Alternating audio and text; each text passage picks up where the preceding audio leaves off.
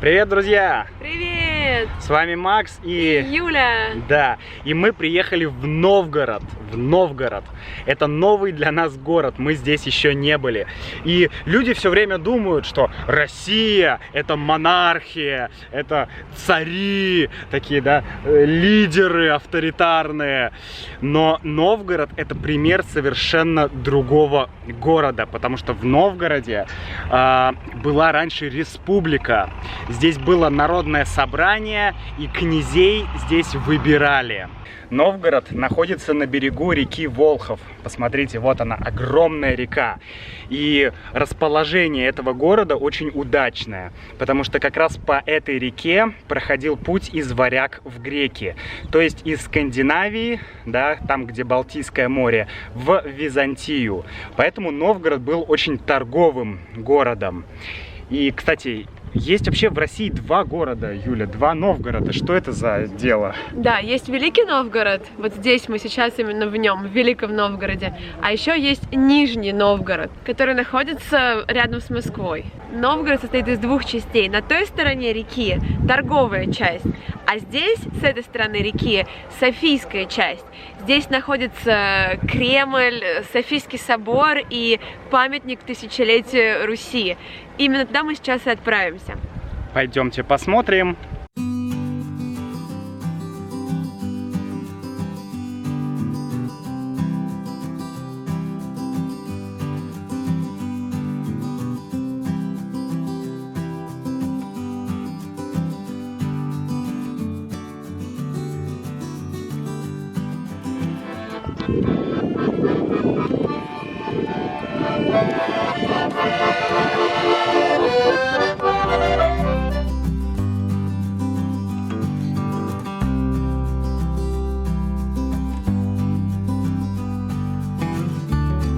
Просто историю можно потрогать руками. Посмотрите, ты трогаешь историю, тысячелетнюю историю, да? Хотя тут же рядом стоят новенькие, красивые, отреставрированные дома. Ну, и это тоже скоро будет отреставрировано.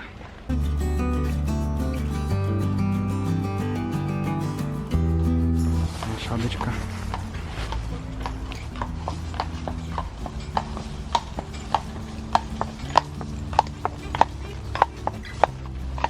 А вот это памятник тысячелетию Руси.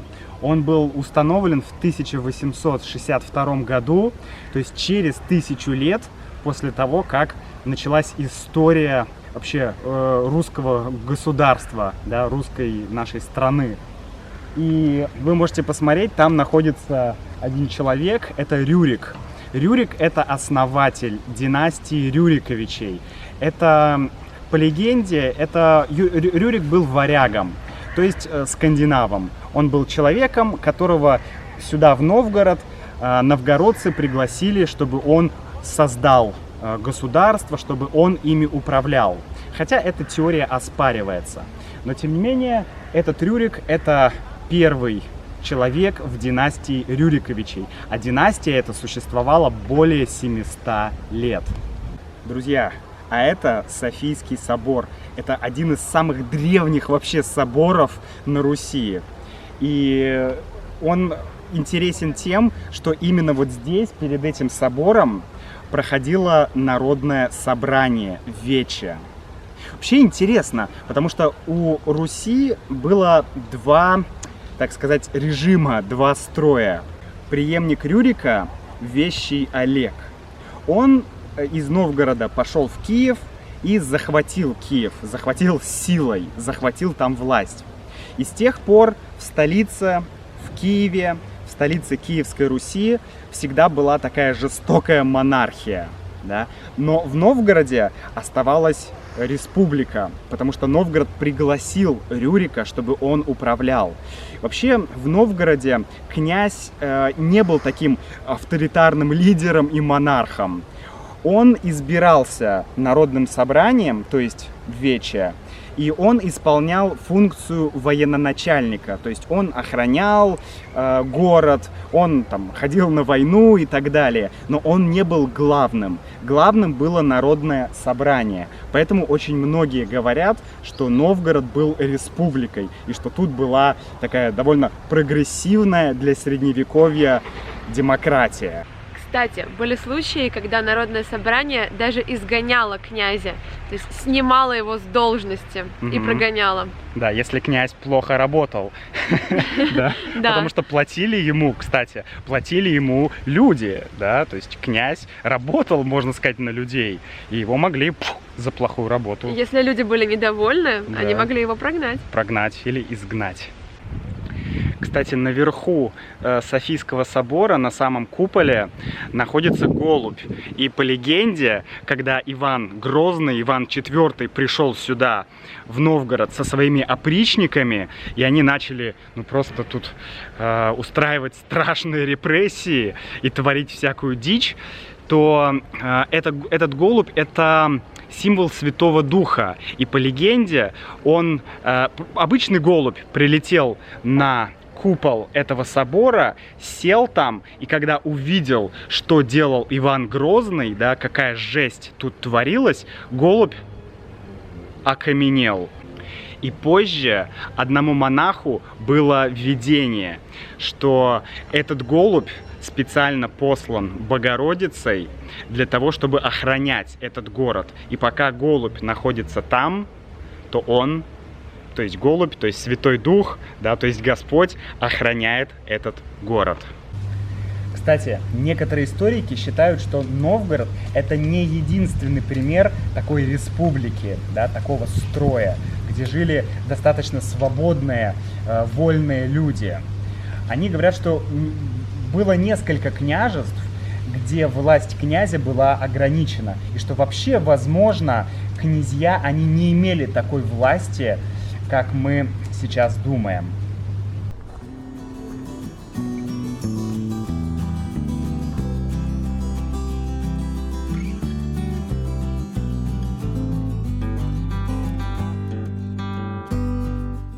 Мы уже 2 часа где-то гуляем по Новгороду. Юль, какие у тебя впечатления первые от города? Мне здесь очень нравится, здесь очень красиво.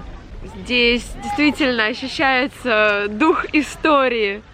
Да, на самом деле этот город превзошел наши ожидания. Это правда. Он абсолютно превзошел наши ожидания. Потому что мы думали, что, ну, это какой-то небольшой городок, такой, ну, да, там есть Кремль, есть какие-то памятники, но по факту это небольшой город, но это очень красивый город, очень чистый, аккуратный, реконструированный. Здесь очень интересно погулять. И если вас интересует история, такая русская, древняя история, то Новгород — это просто, мне кажется, №1 город для посещения. Такого вы не увидите в Санкт-Петербурге, ну и почти не увидите в Москве, наверное. Да, я тоже думаю, что не увидите. Здесь вы приезжаете, и весь центр города — это просто погружение в историю. Да, памятники, церкви 15-13 век, 10 век.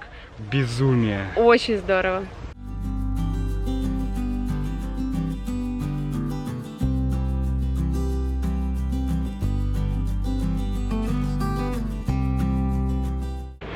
Мы сейчас в торговой части города. Здесь очень красиво. Здесь такие невысокие, аккуратные, чистенькие, красивые старые здания.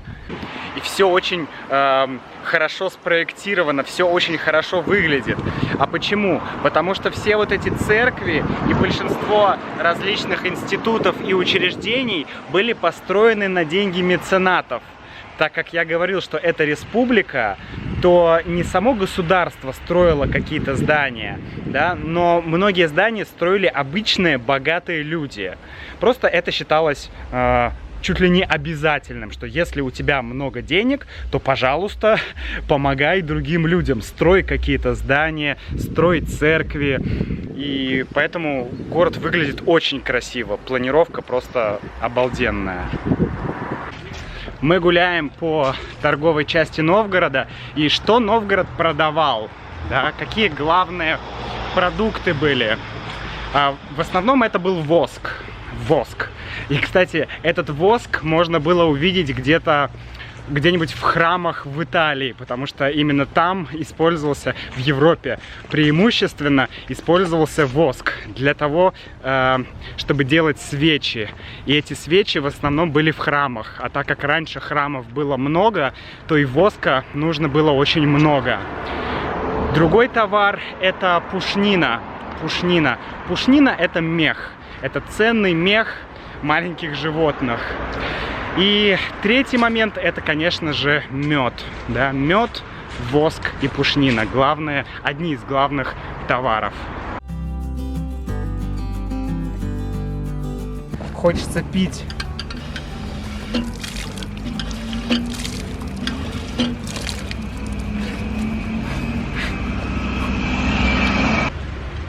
А вот это береза, друзья, это береза. И из березы здесь делали берестяные грамоты. Почему на березе? Почему на бересте? Береста — это кора березы. Ее использовали вместо бумаги, потому что бумаги тогда еще не было. Вот, и на этой бересте писали разные письма, разные записки. Например, жена могла писать мужу: «Почему ты долго так мне не пишешь? Что случилось? Где ты? Как дела?» Берестяные грамоты использовали торговцы, да, чтобы сосчитать что-то, сколько продал, сколько купил. И вообще население Новгорода было достаточно грамотным. Даже дети, многие умели писать.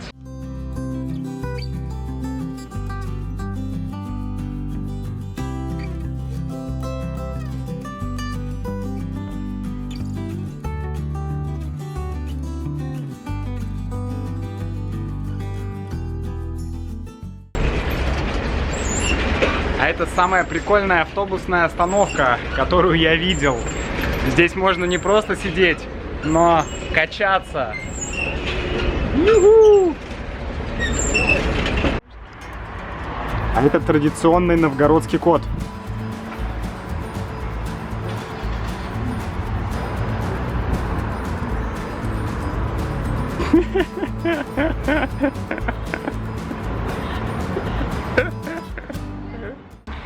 — 1477 год. Дедушка Ивана Грозного, Иван III, собрал армию и пошел в поход против Новгорода, против Новгородской республики. И ему это удалось. В 1478 году Иван III взял Новгород и присоединил его к своему государству, да, к Москве. То есть Москва, она расширилась на территорию Новгорода. Новгород, тогда вся территория Новгорода, она была гораздо больше территории Москвы. Но в Новгороде люди разделились на два лагеря. Одни хотели присоединиться к Москве, другие люди не хотели. И они искали помощи у Литовского княжества. Но все-таки Иван III одержал победу, и так пришел конец Новгородской республике. Но, с другой стороны, появилось огромное, нереальное, да, большое государство, в котором мы сейчас живем, да, Юля? Ну, в целом, да. А мы с вами, друзья, прощаемся. До встречи в следующем ролике. Пока-пока. Пока. Новгород находится... Да, туалет. Новгород находится